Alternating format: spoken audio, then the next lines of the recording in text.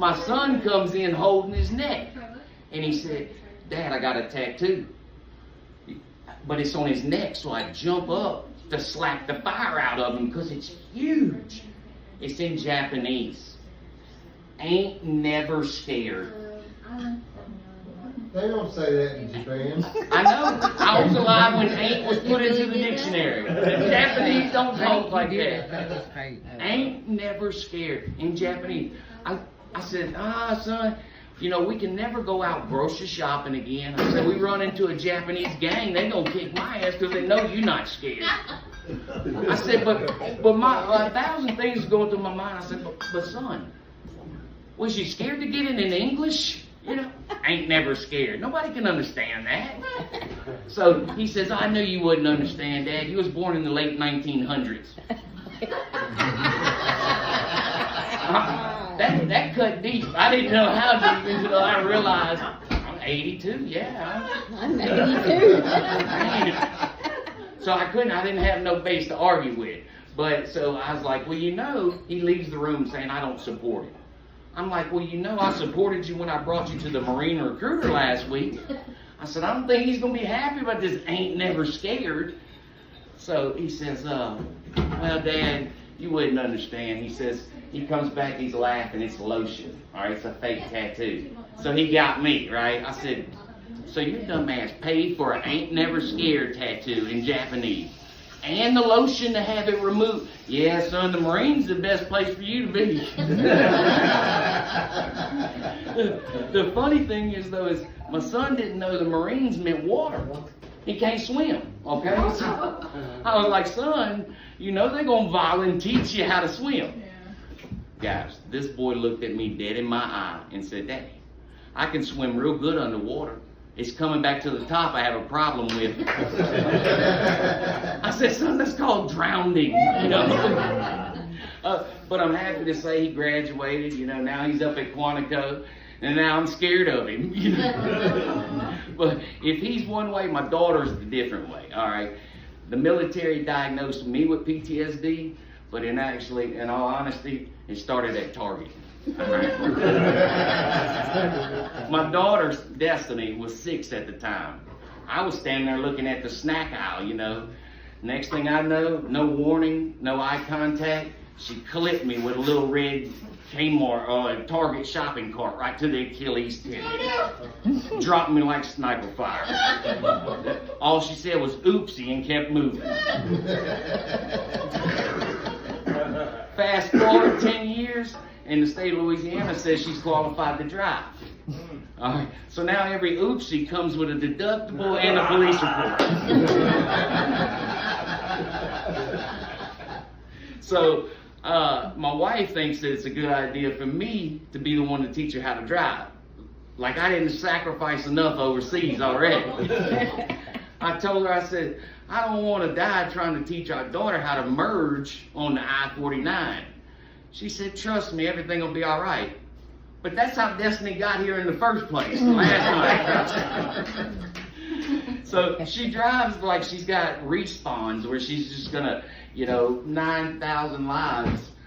She's got one hand on the wheel. She's changing lanes like she's entering the WWE Royal Rumble. No signaling. Just vibes, violence, and a level of confidence that's never been earned. Look, I say she was passing up. This one guy, I thought he was a ghost because she literally went through him. Okay, he's over there throwing up hand signals like he's the third pace coach in hell. He pulls up. We stop at a yellow light. Okay. He pulls up window to window like he's about to ask me for some Grey Poupon. But he's hollering at me in Spanish, and I don't know Spanish. So to me, it sounded like he was talking in cursive, okay? So I did what I call ostrich mode, where I dropped the nickel and I went, because as long as I don't make eye contact, I ain't got nothing to do with it. I'm just minding my own business. But he's getting louder, so I know I have to address him because I look over at her and she's just bop, da ba da da ba bop. So I roll down the window. If y'all remember, it takes a second. Finally got it down there. I put on a big smile, said, "Hi guys, just teaching my daughter how to drive." He says, "You're not doing a good job, Holmes." The light turned green, she said beep beep, and we was off again. So, look, she hit speed bumps like they talk trash about her parents. Hey, in parallel parking, that was psychological warfare, okay? One time she hit the curb so hard, the car limped home. It still walks funny to this day. Every time she makes a left turn, it just whines. It just whines. So, anyway, she got her license, all right? But on the first day she got her license, she hit a tree, okay? The thing about trees, guys, they don't dart out in front of you, all right? Oh, they do move. You're giving her a defense. I've done the same thing. When the tree moved, our back You hit But- the same tree 5 times. That one was moving. Nice Told the little there. insurance company it I told her, I said, that tree been there 30 years. Survived the Iraqi war, Katrina. 20 minutes with my daughter, she obliviates the tree, all right? I'm standing outside cutting the grass when she pulls into the bumper's hanging, all right? One headlight's missing. The other one's looking over here to the left like he ain't seen nothing, all right? She pulls up and gets out the car, and I said, "Destiny, what happened to the car?" This girl looked at me and she says, "Daddy, you did that." I said, "I wasn't even in the car. What you mean how?" She gave me a hug and she said, "Bless your heart. It must be your PTSD causing your memory block." So she hit a tree, blamed it on my medical records, and then she asked me for gas money all in the same damn sentence. That's not trauma, that's strategy. So I'm sorry for raising the threat level, but the warning shot was whenever she hit me in my Achilles tendon. The confirmation was the tree.